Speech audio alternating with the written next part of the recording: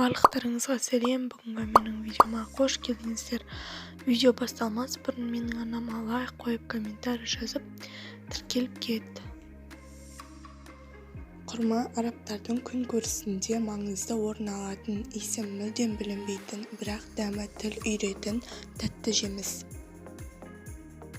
Бұл жеміс тарихшылардың айтуы бойынша адамзат тарихының 3500-4000 жыл бұрын пайда болған деседі. Құрманың 500-ге тарта түрі субтропиктік және тропиктік аймақтарда таралған.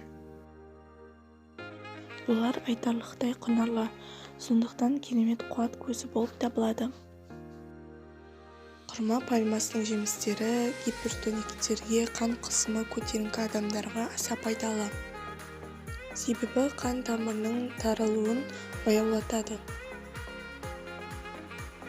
Құрманың бойында көмірсулар, мыс, темір, мырыш, кобальт, калий, фосфор, күкірт, бор, алюминий, кадмий, сонымен қатар тиамин, ниацин, рибофлавин, фолатин, пиридоксин, К дәрумені, тағамдық талшықтар, фтор, селен, пекин және амин қышқылдарының 23 түрі бар.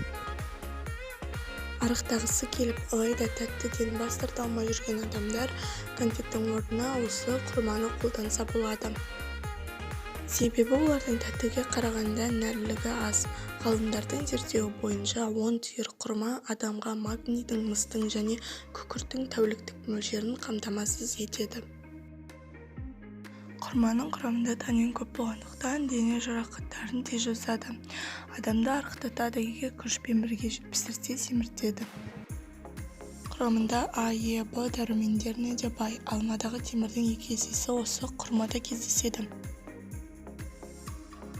Осымен біздің видео аяқталды. Егер видео ұнаған болса, лайк қойып, комментарий жазып, арнама тіркеліп кетуді ұмытпаңыздар.